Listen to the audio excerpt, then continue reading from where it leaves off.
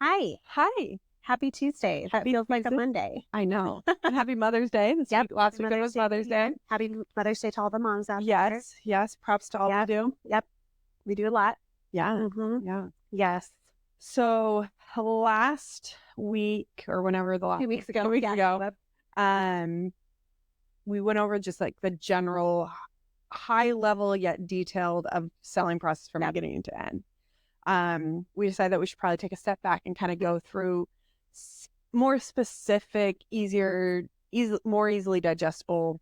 More on like pricing. On how do you price? Yeah, on actually listing. And that's the biggest, I think, piece where people I think that's one of the pieces where people decide to work with me. But it also is, of course, important to know, like, realistically, what can you sell for? Yeah. So we're going to dive into that. Cool.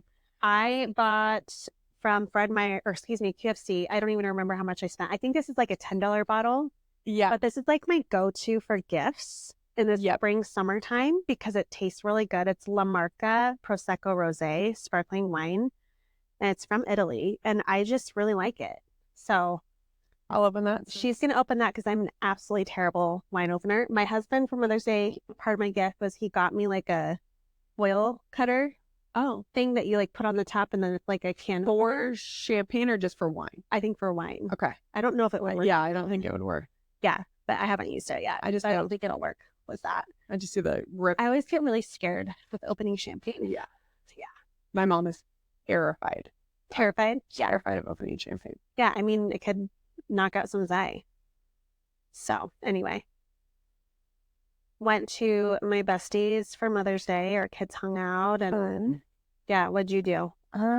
We were out at my parents. Are you going to make it pop or are you going to do the like, that scared me so bad. I don't know how to do it quietly, but it's a good sound. It's a great sound. So it's like smoky looking. No more. Yeah, I think so. You're feeling it today. Yeah, that's good. It's like it almost looks like a white sparkling. Yeah, it's very, very but light. Like very light blush color. Which is how I like rosés.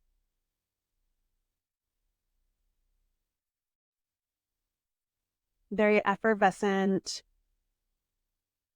I like it. Yeah. Be a little colder. Should be colder. Yeah. I'm so like picky with my bubbles. Yeah. I don't like overly bubble. Is it too much? It's a little too much for me. That adulting that we had. Yep. That is my like perfect bubble. Yeah. I just like start to burp too much. Oh yeah. No, I get that. No, but this is a good one. Definitely serve it super, super cold, chilled. Yeah. I saw an ad on Instagram that you put it on top of the bottle. Put what on the bottle? This like device, and you pour it and it automatically chills it. I think it was like $150. That's cool. But okay. Yeah, it was still, I was like, that would be like a, what is that called? An aerator, but it's like a cold aerator. But weird. The tech they come up with these things. I know. Okay, let's go into pricing listings. Yeah, so I decided to do this one Q&A style. So this is really all you. Yeah.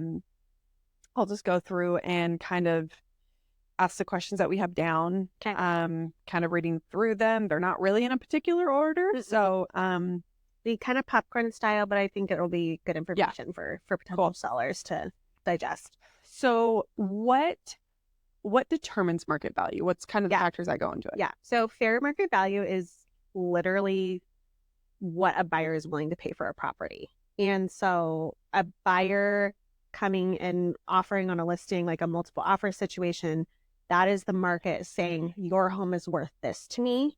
Or even like a single buyer offering on a property, whether, it's list price or if it's under list price, that is fair market value, what a buyer is willing to pay for the property. Appraised value is what an appraiser, a third party, evaluates a property at. And more so the like pluses and minuses. Correct. The adjustments and that sort of thing. So fair market value truly is what a buyer is willing to pay for a property. Now it's my job as an agent to look at the patterns in the market, look at the sold data. Again, we look at properties within a 2-mile radius of your home that have sold in the last 6 months. We make adjustments for things like square feet, garage count, finish level, that sort of thing. And we can use those averages to go, okay, here's the adjusted value. And then track that. Typically, like when I have a listing where, it's 6 months from now, every month I'm sending them an update. Hey, here's what the market's done, because the comps we're using today aren't necessarily what's going to be 6 months from now, because they could be old comps. We can't use those. So super important to have a good pulse on that. But yeah, for fair market value is what a buyer is willing to pay. So whenever I have this conversation more so with clients when an appraisal comes in under purchase price. Yeah. And I describe to them like fair market value is kind of the emotional value in a sense. Yeah, I can see that. It's like if you're willing to pay that, if you're willing to go $100,000, $150,000 over, that is where the appraisal is more like mathematical. Obviously, there's some conjoining, but the CMA value, the comparative market analysis value that I'm giving a seller is probably more in line with an appraised value. Like that's really important to me as a listing agent to make sure that like we're not going to have an appraisal issue. And so I would calculate, and especially with my buyers, like if they're offering over list price, I want them to know where I think the stopping point is for appraised value. Yeah. And that if they choose to go over where I think appraised value will go, then that's that emotional aspect. Like that could be fair market value, but an appraiser might not see it that way because the data shows X, Y, and Z. Exactly. So yeah. How far in advance should you begin prepping to list? I think it depends on how ready you are to list. I think it's one thing where you're like, I'm a fixer-upper, I'm not willing to do anything, where it's like, okay, then I can put your market on your house on the market next week. Okay. Or if it's where like my Linwood listing, I keep coming back to that. We started talking late October, and then we took about 5 months to make updates that gave them a 200% ROI, which was awesome. Okay. So I think it really depends on A, are you willing to put money in your listing? And if you are, then we need to time that. B, how much stuff is in your house? Like, are you going to be living there? Because if you are, then I really do want you to pare down so that there is just less clutter and less personalized items in your home. And then C, like, is your house currently vacant, or is it going to be vacant? And that factors into the timing of like how quickly I can get your home on the market. And I really view my job as it's my job to make sure your home shines. And so the prep work for that is really going to depend on the client and how quickly they can get things taken care of. Yeah. So would you kind of say like, if you're starting to think about it, reach out maybe at like 6 months, and then that will you guys then have a more in-depth conversation to say like, okay, this is what needs to get done or not, or I would say like more than 6 months. It probably doesn't make sense to like connect unless you're like, you're trying to figure out which broker you want to hire. If it's like, it's going to be me, I think 6 months is a good starting point. Okay. And then we can just keep in touch. Like I like to do an initial listing consultation where I come to your home, like really get to understand like your finish levels. Like, are you willing to do any work to the house? Like, do you have plans to replace the carpet? Like, when's that going to happen? Like, are there things that I can help coordinate for you? And then I would say most of my job, my work, a lot of it comes into play, I would say about 3 weeks before listing. Okay. 3 to 4 weeks, because that's when I'm starting to schedule my people to get in. On short notice, I could probably get a house on the market within a week. Yeah. Is it going to be the most high quality? Probably not. So I'd prefer a little bit more time, but sure. I would say like 6 months. And especially, I think a lot of that has to do with like just timing, and also the market can change drastically in a 6 month period. So just kind of keep that in mind. Yeah. Kind of going on the how far in advance. Mm-hmm. And I think we touched on this the last episode as well, but what would be you were to say top 3 things that get the greatest ROI? Oof. Exterior paint, interior paint, flooring. Okay. That's what I would say. Cool. I mean, kitchen and bathrooms are always great, but if you don't have good, like paint is like, think of it as the skin of your house. Mm-hmm. If that doesn't look good, everything Yeah. else is not going to look good. Yep. And then just having clean flooring, like nice carpeting, that sort of thing, that can outshine a maybe outdated kitchen or an outdated bathroom where I might tell a seller like, hey, you know, maybe you don't have the cash to do a kitchen remodel, or maybe you don't have one to do bathroom remodel. If we can make it a nice clean palette on the skin of the home, then you know, that goes a long way in getting buyers to be like, oh, okay, this is already taken care of. Then I get to bring my vision in for the bathroom or the kitchen. Yeah. I heard of someone who flipped a house, spent a ton of money flipping it. And it was I think it was like a 1.5, like 4 or 5 years ago. And the buyers came in and ripped out the brand new kitchen immediately because it wasn't there. The kitchen was beautiful, but that kind of goes to like, yeah, each person's, everyone has their own flair and their own style. Yeah. And I just think that like having a blank canvas almost for a buyer is more important than you just creating this most beautiful kitchen and this most beautiful bathroom. Yep. For a buyer. When there's appliances, how do you guys kind of decide whether they stay or whether they go? That's a great question. So I would say the majority of the time they should stay as part of the house. So on the first page of the purchase and sale agreement, buyer has to mark which appliances they want to stay. And in the listing, like we're saying that, you know, X, Y, and Z appliances were required to like put in there what appliances are included. I would say like most of the time, all appliances are included. Now, I do see some, especially it seems to me the contingent sellers really want to bring their washer dryer to their next home. I think that's fine. But I would say in our market specifically, it's pretty common to leave all appliances behind. The one caveat to that is new construction. The builder almost always will not provide a fridge, washer, and dryer. And I recommend my buyers go to Costco. Their warranty is better, but do look into what the builder offers. Often the builder will say, hey, we do have like this selection if you want to pay, you know, out of pocket. Often I find that the prices are a little bit elevated, and just going to Costco, getting a better warranty is more advantageous. On appliance, I got to give a pitch to the Best Buy outlet. Ooh, okay. So where's that? It used to be in Linwood, but now they moved down to South Center. Oh, okay. So you have to like be prepared to look through them. Sure. Some of them may have dents, stuff like that. And if I had like a fully closed washer, like a laundry room, I wouldn't care. Ours is like in our powder room, so we had to be careful. Yeah. But we found the exact same LG washer and dryer top load. Yeah. That were like $800 a piece at Costco for $400 a piece. That's a great deal. So it was like half price. So great deal. And they have fridge, all of that. Cool. So I'm gotta put a plug. Gotta drive down to Super Mall now, but it's worth the drive. You're gonna save 50%. Heck yeah, for sure. Love it. How do you price your home to sell quickly? I wish I had a crystal ball to that's very much a crystal ball question. I would say more so I've got this worksheet that I think that I will, you know, people want a copy of this, DM one of us and we can send this to you.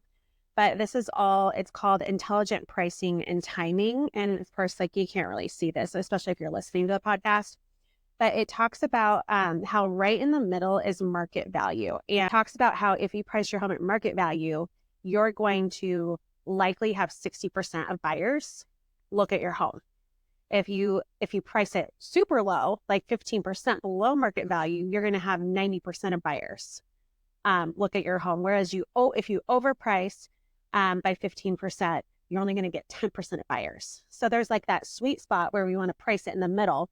If I'm sensing that it's a multiple offer area, I likely want to kind of price like 5 to 10% under market value to maximize the amount of buyers that we're having look at your home so that we can drive that price up to market value, if not a little bit higher. So what was the question again? How do you price your home to sell quickly? Yeah. Yeah. So a lot of it comes down to me looking at the stats and how quickly other listings are selling in the area. So I have one listing right now where all of a sudden it's just been crickets the last couple of weeks. And I've talked to the other listing agents in the area with active listings, and they're like, yeah, it's the same thing. So that just tells us our buyer pool is kind of quiet right now. Whereas like 2 months ago, it was multiple offers. So I think a lot of it is, pricing your home to sell, listening to your agent with their recommendation. Although you don't make the decision on it, you are highly educated on where to So do it. like my Arlington home, I know that's not a multiple offer situation. So I want them to price it at market value. And that particular market, the days on market is a lot higher than in Linwood area or Kirkland, Bellevue. Seattle's creeping up again. So it really, really depends on how you price your home. But I think too, we can't pre-market in our area. So we can't I can't just go to a bunch of agents and be like, hey, I'm putting on a listing in 2 weeks. That's not allowed in our MLS. So a lot of us knowing if our price is successful is us putting it on the MLS as an active listing. And if we get a bunch of showings in the first few days, that's a really good indicator that we've priced well and we're going to get multiple offers. If it's couple 3 showings, it depends on if it's the market. There might be a lower buyer pool there, and the days on market might be higher until you get a buyer. So it's just, you got to listen to your agent on what the norm is, I think. Yeah, that makes sense.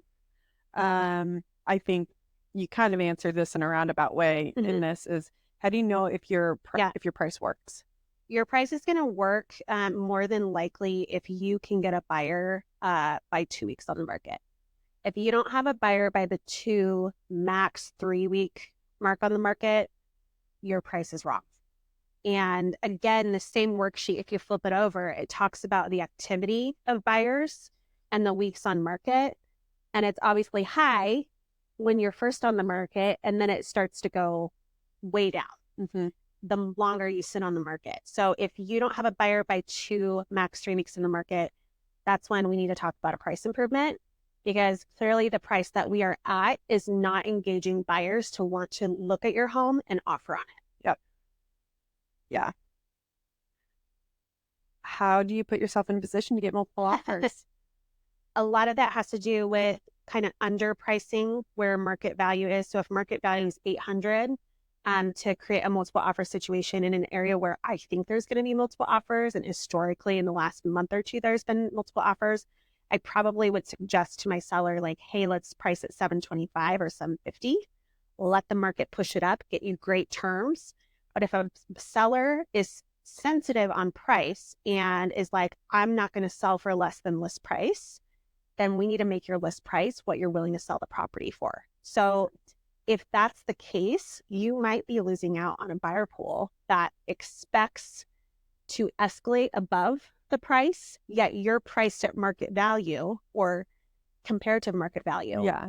And you might lose out on that buyer that can afford your home, but they think that, oh, well, it's priced at that, it's going to go higher than that. They don't even bother looking at it. They're being told to start looking at back to the 800. They're said to start looking at 750, but they know they can go up to 825. Correct. Yeah. So it's a little bit of a double-edged sword, I would say. And I think it's very, very neighborhood dependent in our area. And I would say probably also like a bit risk tolerance for the seller. Exactly. Are they willing to risk maybe only getting 750 or for the downside, or benefit from that risk and get above 800? Right. And I mean, like, here's the thing. Again, I don't want my sellers to list for less than they want to sell or will sell for. The other thing we could do too is if we are getting a ton of activity at like a 725 price point, but my seller is like, oh, I really, really want 775. We can up the price while we're on the market. We can always up the price. I've never done that, but I saw that earlier this year where all of a sudden these listings were getting just a ton of showings. Interesting. And they're like, oh, like, I don't want to leave 25K on the table. So they upped it 25K. And then when it sold, they either sold for that price or a little bit higher than that. Okay. So, And that probably helps drive out, because I know I think it weeds out buyers that are only willing to pay $725. correct. Yeah. Yep. Yep. So the risk with listing your home under what maybe the max appraised value is that what if you only get one offer at that? Mm-hmm. So you could be leaving money on the table. So that's something that you need to decide with your other decision maker. What's your tolerance level? Yeah, that makes sense. Yeah. Why is it so important to rely on the broker's CMA, comparative market analysis, when reviewing offers? So on the seller side, when we are looking at offers, I'm not going to call it the specific listing of mine, but I do have a listing where we did get offers way above where I thought we would. And beyond what I think an appraised value is going to come back at, to be honest. And I told my sellers that, hey guys, this is awesome that we're getting, I'm just going to call it 750. But our appraised value per my CMA is kind of lining up at 700. This is a 50K difference, which of course I want you to get that money. I want that 50K. But the good news is we do have 3 offers on the table. One of them is offering you an appraisal shortfall. So if the appraisal does come in at 700, you're going to get 730 because that buyer is willing to put another 30K on top of the purchase price for that.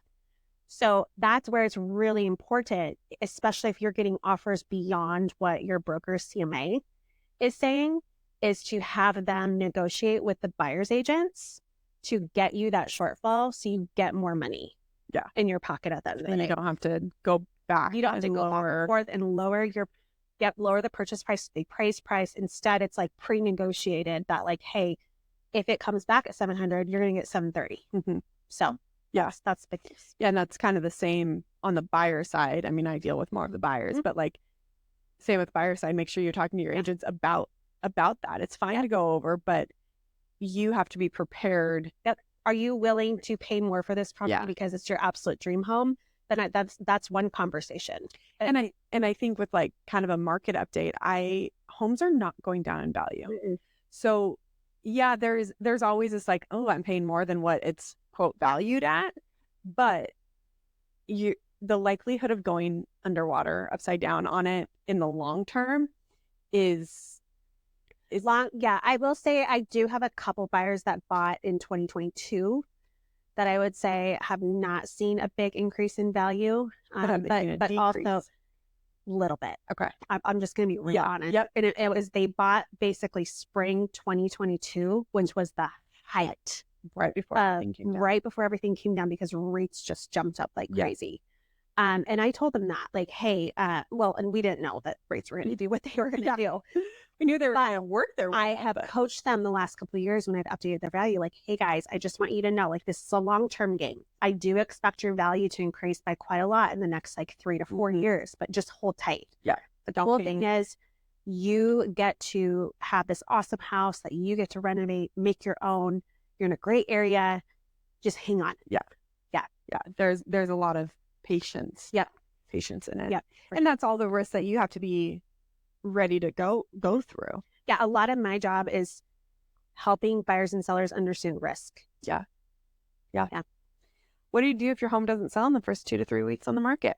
That is where you do that price improvement, because clearly the price that you're listed at is A, either not getting showings to happen, or B, we are having showings, but no one's willing to bite.